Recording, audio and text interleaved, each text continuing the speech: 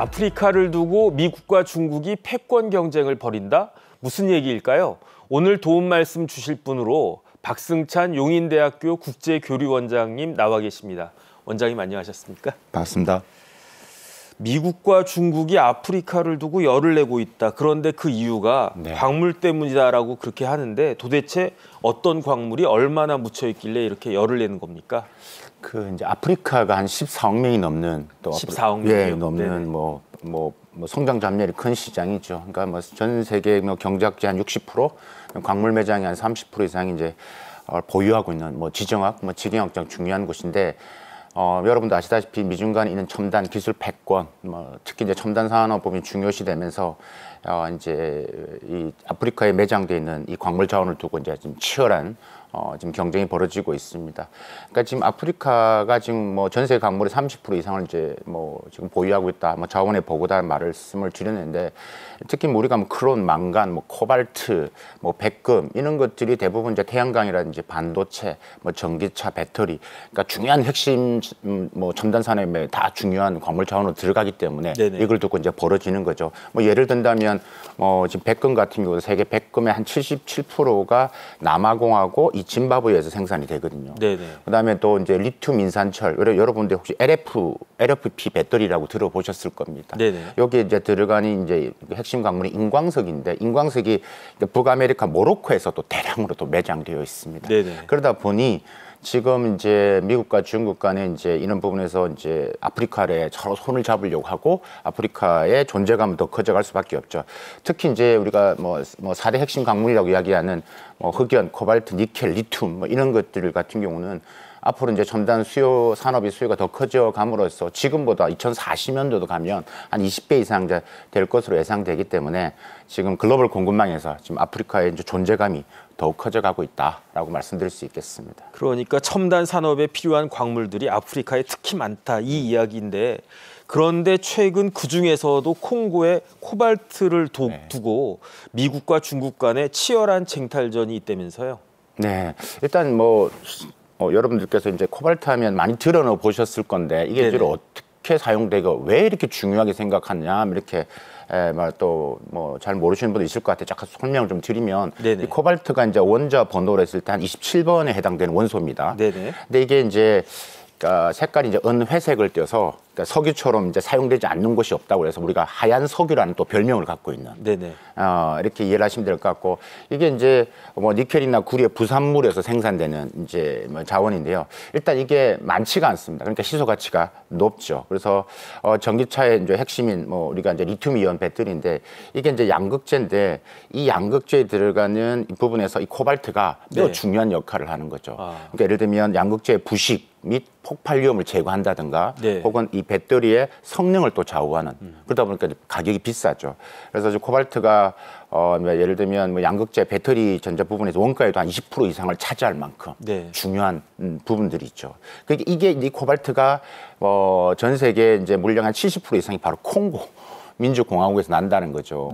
데이터를 보니까 작년 같은 경우 전 세계 코발트 생산이 한 28만 6천 톤이 났는데 거기에 73% 이상이 이 바로 콩고 민주공화국, 우리 DR 콩고에서 났다라는 거죠. 때문에 지금 이제 이 콩고 민주공화국을 코발트를 두고 지금 미중 간에 치열한 쟁탈전이 벌어지고 있다라고 이해하시면 될 것 같습니다. 그러니까 지금 전기차가 각광을 받고 있는데 전기차의 핵심은 배터리인데 그 배터리의 주요한 원료가 코발트다.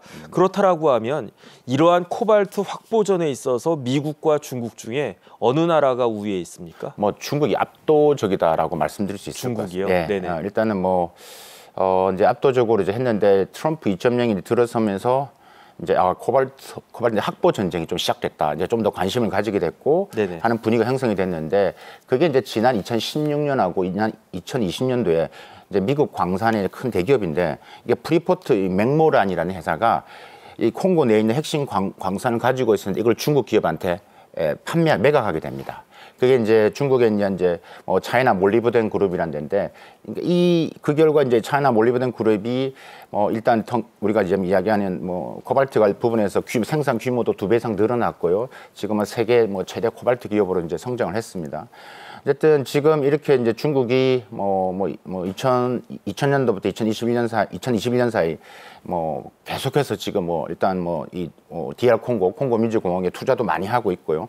투자 규모만 지난 20년을 보니까 한 128억 달러가 넘더라고요. 네네. 그러니까 1대1로를 통해서 콩고에 대한 투자를 엄청 많이 했고 또 거기다가 이제 2016년, 20년에 미국 광산이 콩고에 갖고 있는 걸 인수하면서 훨씬 더 지금 콩고 내에서 압도적인 지금 지위를 차지하고 있다라고 이제 말씀드릴 수 있을 것 같고 네네. 이제 트럼프 2.0에서 이제 콩고가 지금 정치적 불안감을 지금 불확실성 이 불안정성이 있는데 이제 이것을 좀 이용해서 이것을 앞으로 이제 중국 기업 앞으로 이제 신규로 또 이제 확대하는 거에 대해서 이제 어떻게 제재를 할 것이고 어떻게 가져올 것이냐 이런 보이지 않는 지금 신경전이 계속 일어나고 있다. 보시면 될 것 같습니다. 지금 교수님께서 트럼프가 콩고의 상황을 이용하고 있다 이렇게 말씀을 하셨는데 콩고가 아직도 내전 중인 거죠? 그렇습니다. 그렇다라고 하면 콩고 상황을 이용한다라고 하는 게 그 군사 지원 요청 등을 받아들여 주겠다 이런 의미가 되겠습니까? 그렇습니다. 이게 일단은 아직까지 정확한 답은 하지는 않았는데 네네. 지금 콩고 정부 입장에서는 지금 러브콜을 보낸 거죠. 도와달라고 미국한테 보낸 거죠. 네네. 일단 지금 콩고 내전 자체가 좀 심각하죠. 지금 일단 주변국 그러니까 루안다의 후원을 지금 받고 있는 거 지금 추정이 되는 것이고 또 네네. 이제 여러 무장 단체들이 지금 이제 하고 있는데 특히 이제 아까 말씀드렸다시피 이 M23이라는 반군이 지금 기세가 지금 엄청납니다. 지금 그래서 지금 지금 봤을 때 지금 콩고 민주공화국이 지금 북키부 주도에 있는 고마라든지 그다음에 남키부 주도에 있는 지금 북하프 같은 경우는 이미 다 지금 장악을 했고요. 네네. 지금 상황이 매우 심각하게 지금 가고 있는 것들이 네네. 그러다 보니까 이제 러브콜을 보냈고 만약에 이제 미국이 이제 이런 콩고의 내전에 좀 개입해서 좀 정리해 준다면 핵심 광물 접근할 수 있는 것을 제공해 주겠다. 그러니까 이런 식으로 지금 제안을 하고 있는 단계에 있죠. 그래서 지금 지금 이게 마크 루비오 지금 국무장관한테 좀 서신을 보냈는데 이런 러브콜이 지금 아직까지 미국 입장에서는 좀 고민을 하고 있는 그런 단계인 것 같습니다. 생각보다 반군의 기세가 대단한 것 같습니다. 그렇다라고 하면 트럼프 대통령은 광물을 얻기 위해서 이러한 콩고의 그 요청을 받아들일 가능성이 있나요? 일단 우리가 지금 봤을 때 우리 지난 방송도 이야기했지만 파나마도 지금 네네. 중국으로 하여금 지금 하고 1대1로에 지금 못하게 막았죠. 그다음에 또 지금 우크라이나도 광물 거래 같은 걸 봤을 때 이것도 받아들일 가능성이 높지 않을까라고 지금 보고 있는데 제가 생각할 때는 일단은 3가지 고민을 지금 하고 계산기를 두드리고 결정을 할 것 같습니다. 네네. 일단 첫 번째가 지금 이미 지금 콩고 안에 중국의 영향력이 지금 엄청나거든요. 아까 압도적이라 말씀을 드렸기 때문에 이미 네네. 콩고 내에 있는 대형 광물, 광산 같은 경우 중국 기업이 다 아직 운영을 하고 있는 상태다. 그래서 이게 지금 미국이 들어간다 했을 때 어느 정도 지금 할 수 있는 남아있는 광산이 어느 정도 될 것이고 채굴 가공에 대한 그래서 우리가 미국이 가져갈 수 있는 얼마나 될 것이냐라는 고민을 아마 하게 될 것 같습니다. 거기에서 지금 이런 부분에서 미국 내나 여러 이제 전문가들 사이에 이런 회의적인 여론도 많이 지금 등장하고 있는 사실이고요. 두 번째는 이거 바이든 행정부에 이제 했던 핵심이 이제 대외 원조인데 트럼프는 대외 원조를 좀 없애겠다라는 거잖아요. 네네. 그래서 대외 원조 부분 이걸 동결한다는 입장인데 이걸 이제 지원하게 되고 지금 콩고에 대한 또 여러 가지 자금 지원 이런 부분이 된다 앞으로 냈을 때 이게 이익을 따졌을 때 도움이 될 것이냐 이게 두 번째인 것 같고 세 번째가 이제 만약에 이제 이 콩고 내전에 이제 군사 지원을 했을 때 지금 아까 루안다의 후원을 지원을 받고 있다라는 의심을 하고 있다고 말씀을 드렸다시피 기타 아프리카 국가 간에 미국과의 관계가 조금 이상해질 수 있다, 골이 깊어질 수 있다. 그러니까 이런 것들을 가지고 봤을 때 조금 지금은 고민을 하고 있는 것 같다라는 생각이 들고 네네. 미국 국무가 이런 이야기를 했습니다. 지금 일단 우선 미국 우선주의에 부합하는 분야부터 협력을 하겠다. 네. 그래서 제가 말씀드린 3가지를 근거로 해서 아마 조금 이제 현명한 혹은 미국적인 입장에서 아마 선택을 하지 않을까라고 이제 보여집니다. 네네. 그렇다라고 하면 여기서 궁금한 게 조금 전에 교수님도 말씀하셨지만 아프리카에서 압도적인 영향력을 행사하는 나라는 미국이 아니라 중국이잖아요. 맞습니다. 그런데 왜 콩고는 중국이 아닌 미국에 그러한 군사 요청을 했을까요? 그러니까 제 생각으로는 이제 일단은 뭐 두 가지 정도 이유가 있다라고 네네. 말씀드리는데, 일단 콩고 입장에서는 이 코발트를 지렛대로 좀 활용을 해서 미중 간에서 이제 중간자 역할을 하는 거죠. 양쪽에 다 도움을 받으려고 하는 네네. 그런 속내가 있다라고 이제 보여집니다. 그러니까 콩고의 몸값을 올리는 그런 한 전략적인 방법을 지금 활용하고 있다라는 생각이 들고, 두 번째는 아는 거죠. 중국한테 군사위원회 했을 때 중국이 이렇게 뭐 지원하지 않을 거라는 것을. 왜냐하면 중국은 내정 간섭, 제3국 내정 간섭을 절대 하지 않고 있죠. 왜냐하면 중국과 타이완 이슈에서, 타이완의 부분에서 내정 간섭으로 지금 계속 이야기하고 있기 때문에, 만약에 중국이 있는 부분에서 군사 지원을 한다라면 그 지금 타이완 이슈에서 명분이 없어지는 것들이거든요. 네네. 그렇기 때문에 내정 간섭에 대한 절대적으로 계속 이런 국가적인 방향성을 제시하고 있기 때문에 아마 중국은 뭐 그러니까 군사 지원을 하지 않을 거다. 거기에 비해서 트럼프는 광물 자원을 필요로 하기 때문에, 또 그 전에 지금 우리가 봤던 이 우크라이나도 봤겠다시피 이런 가능성이 높기 때문에 중국이 아니라 미국한테 지원을 요청한 것이다라고 저는 분석하고 있습니다. 혹시 중국이 반군을 지원하고 있거나 그렇진 않나요? 그러진 않을 것 같습니다. 왜냐하면 네네. 지금 아까 말씀드린 콩고에서 지금 중요한 부분들이 있기 때문에, 네네. 지금은 뭐 일단 전체적인 아프리카 부분에서 중국이 지금 워낙 많은 공을 들이고 있고, 지금 콩고 민주공화국에서는 중요한 이 첨단 자원을 지금 중국 기업들이 워낙 많이 들어가 있기 때문에 그럴 가능성이 매우 낮다라고 이제 보고 있습니다. 네.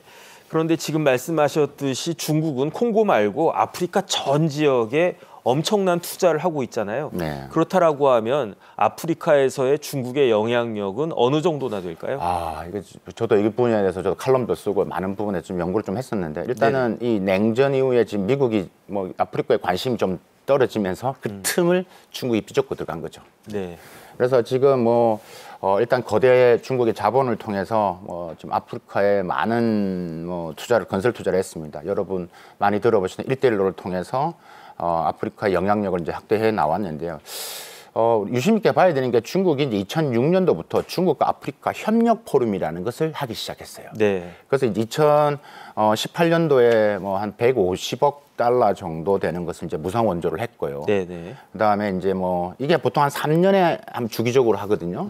그래서 2021년도에도 이제 중국과 아프리카 정상회의를 했는데, 그때 400억 달러를 지원한다고 이야기를 했었고, 그다음 2024년이죠. 작년 같은 경우는 한 508억 달러를 3년에 걸쳐서 지원해주겠다. 엄청난 돈을 지원해주겠다는 거죠. 그러니까 지금까지 뭐 봤을 때 중국과 아프리카 간의 정상회 간에 한 4차례, 그다음에 9차례 뭐 상무부, 외교부 장관 회의, 그다음 기업과 8차례 뭐 기업과 대화. 지금 이렇게 진행하면서 공을 들이고 있죠. 그래서 지금 아프리카 영향력을 뭐 저는 크게 세 가지인데요. 첫 번째는 일단은 중국과 아프리카 간의 무역 규모가 매년 증가하고 있다. 뭐 중국은 당연히 아프리카에서 원유라든지 코발트라든지 이런 뭐 철강석, 구리 이런 것들을 이제 수입을 하겠지만, 또 중국은 제조 많지 않습니까? 그래서 뭐 의류라든지 이런 것들을 수출을 하고 있고요. 두 번째가 이제 중국이 아프리카에 대한 투자 규모가 엄청납니다. 그래서 제가 한번 찾아보니까요, 지금 2000에서 2020년 지난 20년 동안 54개국 아프리카 중에서 52개국에 한 470억 달러 이상 투자를 했습니다.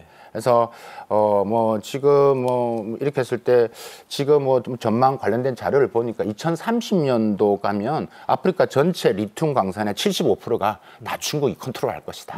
통제할 것이다. 지금 이렇게 보고서가 나오고 있다라고 말씀드릴 수 있을 것 같고요. 세 번째가 아프리카에 들어가 있는 중국 기업 수가 거의 2,000개가 3,000개, 지금 점점 늘어나지면 4,000개 정도 됩니다. 엄청 많습니다. 그 업종도 다양합니다. 부동산, 뭐 건설, 식품 다 들어가 있고요. 나이지리아만 한 200개 넘는 중국 기업이 들어가서 사업을 하고 있습니다. 참 중국과 아프리카가 가까운 나라가 아닌데 엄청난 투자를 하고 있는 것 같습니다. 그런데 정치적으로 중국과 미국은 전혀 다른 입장을 취하고 있다면서요. 어떤 차이가 있는 겁니까? 일단 정치적으로 중국이 적극적으로 개입을 하고 있죠.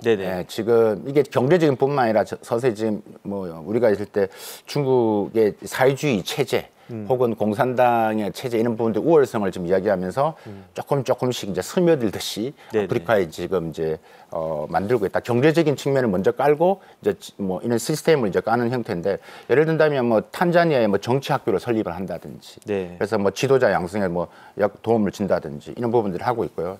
여러 가지 이제 부분이 있기 때문에 뭐 일단은 중국은 아까 말씀드렸다시피 내정 간섭을 하지 않는다 원칙하에서 이런 것들은 또 아프리카 나라들이 또 매우 지원을 하고 또 좋아라 하는 부분들이긴 합니다.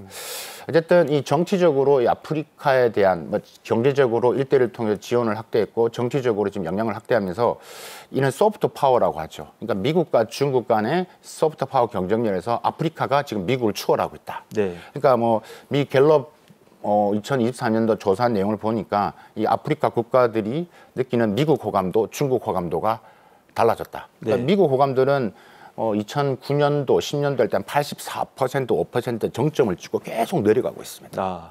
지금 2024년도 같은 경우 56%까지 떨어졌고요. 네네. 근데 반대로 중국은 지금 58%.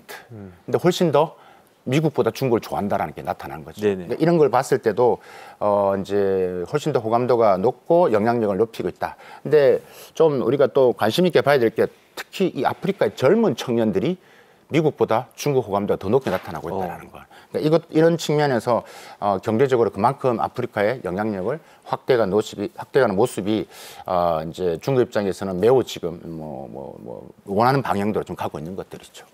그러니까 중국 자체가 권위주의적인 정권이니까 아프리카 권위주의 정권을 비판할 이유가 없을 거고, 그러니까 아프리카의 권위주의 정권도 중국을 좋아할 수 있을 것 같고, 맞습니다. 거기에다가 또 엄청난 투자를 하고 있으니까 아프리카의 젊은이들도 미국보다도 오히려 중국을 좋아한다, 이렇게 볼 수 있을 것 같은데, 그런데 도대체 중국은 왜 이렇게 아프리카에다가 수백억 달러씩이나 쏟아 부으면서 공을 들이고 있는 걸까요? 세 가지로 정리를 할 수 있을 것 같습니다. 네네. 첫 번째가 일단 앞에서 글로벌 사우스 말씀하셨는데, 지금 중국이 이제 미국, 유럽 이런 서방에 대응해서 글로벌 사우스의 이런 맹주 역할을 더 공고히 하겠다. 맹주 역할을 네네. 하겠다. 동시에 군사 안보적 관점에서 네네. 매우 중요하게 생각하죠. 우군 확보, 그러니까 이런 영향력을 확대하려고 합니다. 그러니까 2017년도일 겁니다. 그러니까 동아프리카 국가인 지부티에 중국이 첫 해외 군사 기지를 만들었습니다. 네. 그래서 영향력을 확대하고 있고요. 작년에 지금 아프리카 지원하는 금액 중에 내용을 조금 더 제가 들여다보니까 네. 군인 6,000명, 아프리카에. 군인이요? 네. 그다음에 경찰 인력 1,000명에 대해서 네. 우리가 훈련을 시켜주겠다. 그다음에 한 500명의 이 아프리카 군인들을 중국에 초청해서 교육을 시켜주겠다. 네네. 이런 식으로 지금 확대하고 있는 거고요. 지금 미 국방부가 이런 거에 대해서 계속 지금 메시지를 던지고 있죠. 네. 중국이 지금 케냐냐, 탄자니아, 앙골라 군사 거점을 더 지금 확보하려고 작업을 하고 있다. 네네. 이런 식으로 지금 이야기를 하고 있다는 거고요. 두 번째가 지금 앞에서 간단히 말씀을 드렸지만 무역과 투자를 통해서 이 중국의 의존도, 그러니까 중국 경제 의존도가 높으면 결국은 어쩔 수가 없는 거지 않습니까? 네. 그러니까 그걸 높인다라는 것과 그런 게 있고, 또 중국 입장에도 또 해외 수출할 수 있는 이런 거점을 더 마련한다는 시장에서 14억이 시작이기 때문에 그런 부분에서 또 이제 두 번째 이유가 될 것 같고요. 지금 2024년도 중국 아프리카 계획을 보더라도 한 2,800억 달러가 넘습니다. 2,800억 달러. 예. 이것도 매년 증가하고 있는 추세다. 네네. 세 번째가 이제 우리 계속 오늘 이야기하는 바로 광물 자원 확보, 이런 전략적인 측면 같습니다. 그래서 네네. 글로벌 공급망을 중국 주도로 만들겠다. 네. 이렇게 세 가지로 정리할 수 있을 것 같습니다.